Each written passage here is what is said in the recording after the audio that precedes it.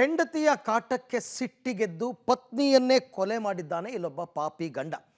ಘಟನೆ ನಡೆದಿರ್ತಕ್ಕಂಥದ್ದು ಬೆಳಗಾವಿ ಜಿಲ್ಲೆ ಬೈಲಹೊಂಗಲದ ನೇಗಿನ ಹಾಳದಲ್ಲಿ ಈ ಘಟನೆ ನಡೆದಿದೆ.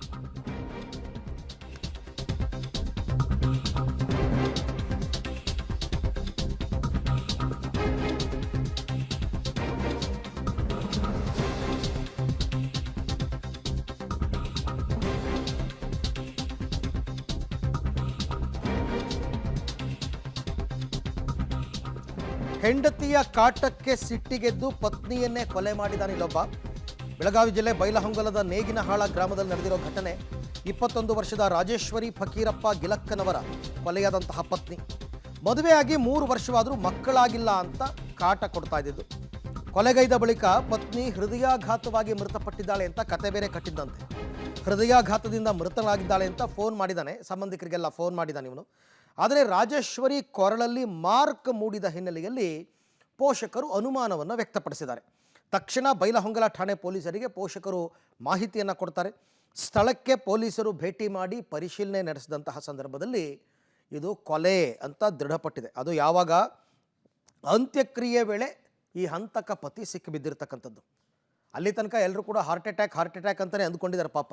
ಆದರೆ ಬಾಡಿಯನ್ನು ನೋಡಿದಾಗ ಪೇರೆಂಟ್ಸ್ಗೇನೋ ಅನುಮಾನ, ಏನೋ ಮಾರ್ಕ್ ಇದೆಯಲ್ಲ ಕುತ್ತಿಗೆ ಹತ್ತಿರ, ಏನಿದು ಅಂತ ನೋಡಿದಾಗ ಬೈಲಹೊಂಗಲ ಠಾಣೆ ಪೊಲೀಸರಿಗೆ ಹೋಗಿ ಸೀದಾ ಅವರು ಒಂದು ಮಾಹಿತಿಯನ್ನು ಕೊಡ್ತಾರೆ. ಅವ್ರು ಬಂದು ಪರಿಶೀಲನೆ ಮಾಡಿದಾಗ ಇದು ಕೊಲೆ ಅನ್ನೋದು ದೃಢಪಡುತ್ತೆ.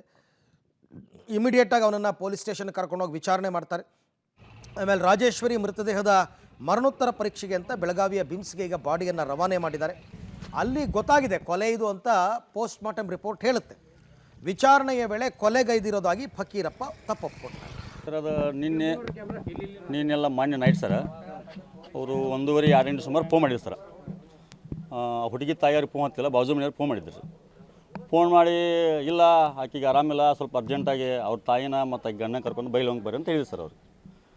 ಏನಾಗಿತ್ತು ಅಂದಮೇಲೆ ಸಡನ್ನಾಗಿ ಅಂತ ಯಾಕೆ ಮಸಾಜ್ ಪಾಪ ಅಳಾಕತ್ತಾರೆ ಓಣ್ಯಾಗ ಎಲ್ಲ ಎಬ್ಸಿರಿ ನಾವು ಅಲ್ಲೇ ಬಾಜುದವ್ರಿ ಹಿಂಗಾಯ್ತು ಯಾಕೆ ಏನಾಗೈತಿ, ಇಲ್ಲ ಬೈಲೊಂಗೆ ಕರ್ಕೊಂಬಂದಿದ್ದು ಈಗ ಸಡನ್ನಾಗಿ ವಾಪಸ್ ನಾವು ಮತ್ತೆ ಮನೆಗೆ ಕರ್ಕೊಂಬಂದು ಇಲ್ಲೇ ಮನೆಗೆ ಬರ್ರಿ, ಯಾಕೋ ಏನಾಗೈತಿ, ಏನೆಲ್ಲ ಸಡನ್ನಾಗಿ ಹಾರ್ಟ್ ಅಟ್ಯಾಕ್ ಐತಿ. ಹಾರ್ಟ್ ಅಟ್ಯಾಕ್ ಹೆಂಗೈತಿ, ಆಕಿನೂ 21 ವರ್ಷ ಆಕಿ ಹಾರ್ಟ್ ಅಟ್ಯಾಕ್ ಹೆಂಗೆ ಆಕೈತಿ, ಹಾರ್ಟ್ ಅಟ್ಯಾಕ್ ಆಗ್ಬಿಡಲ್ಲ ನಾ ಕೇಳ್ರಿ. ಇಲ್ಲ ಮಕ್ಕೊಂದಲ್ಲೇ ಆಕಿ ಹಾರ್ಟ್ ಅಟ್ಯಾಕ್ ಐತಿ, ನೀವು ಇಲ್ಲೇ ಬರ್ರಿ ಹೇಳ್ತೀವಿ ಅಂತ. ಇಲ್ಲ ತಾಯಿನ ಮತ್ತು ತಂದೆನ ಅವ್ರನ್ನ ಕಳಿಸ್ಕೊಡ್ರಿ ಅರ್ಜೆಂಟಾಗೆ, ನಾವು ಅರ್ಜೆಂಟ್ ಲಘುನ ರಾತ್ರಿ ಮುಗಿಸ್ಬೇಕು, ಲೇಟ್ ಆಕೈತಿ ಅಂದ್ರೆ ನಾವು ಅದ್ರ ಪ್ರಕಾರ ಏನಿದ್ದೇವೆ, ತಾಯಿ ಬೇಡ ಸ್ವಲ್ಪ ವಿಚಾರ ಮಾಡೋಣ, ಸ್ಥಳ ಹೋಗ್ಬೇಡ್ರಿ, ಸ್ವಲ್ಪ ವೇಟ್ ಮಾಡಿರಿ ಅಂತೇಳಿ.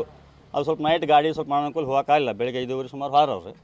ಅದ್ರ ಜೊತೆಗೆ ನಾವು ಹೋದೆವು ವಿಕೆಟ ಬೈಕ್ ತೊಗೊಂಡು ಹೋಗೋಣ. ಅವ್ರು ವಾದಕುಲಿಯ ಸಂಬಂಧಿಕರು ಎಲ್ಲರೂ ಎಲ್ಲ ಹಾರ್ಟ್ ಅಟ್ಯಾಕ್ ಐತಿ, ಲಘು ಬರ್ರಿ, ಲೇಟ್ ಮಾಡಬೇಡ್ರಿ, ಲೇಟ್ ಆಕೈತಿ ಅಂತ ನಮ್ಮೆಲ್ಲ ಕೇಳ್ರಿ. ಹಾರ್ಟ್ ಅಟ್ಯಾಕ್ ನಾವು ಎಲ್ಲಿದ್ದಾಳೆ ಆಕಿ, ಹೋದೆವು ಆಕಿ ಬೆಡ್ರೂಮಿಗೆ ಹೆಂಗೆ ಮಕ್ಕೊಂಡು ಚಿತ್ ಮಕ್ಕೊಂಡಿಲ್ಲ ರೀ. ಎಲ್ಲ ನೋಡ್ತೀವಿ, ಎಲ್ಲ ಕುತ್ತಿಗೆ ಬಾಗೆಲ್ಲ ಹಗ್ಗ ಹಾಕಿ ಜಗ್ಗಿ ಗಂಟ್ಲೆಲ್ಲ ಬಂದು ಹೊಟ್ಟೆ ಉಬ್ಬಿ ಸಿಕ್ಕಾಪಟ್ಟೆ ಆಗೈತಿ. ಮತ್ತೇನು ರೀ ಹಾರ್ಟ್ ಅಟ್ಯಾಕ್ ಆಗೈತೆ ರೀ, ಗಂಟ್ಲದು ಬಾದತ್ತಲ್ಲ ಹೆಂಗೈತಿ, ಇಲ್ಲ ಅದು ಸುಮ್ಮ ಆಕೆ ಹಾಕೊಂಡು ಶೆಡ್ರ್ ಆಗೈತೆ ಅಂದು ನಾವು ಒಪ್ಪಂಗಿಲ್ಲ ಅಂತ ಹೇಳಿವ್ರಿ.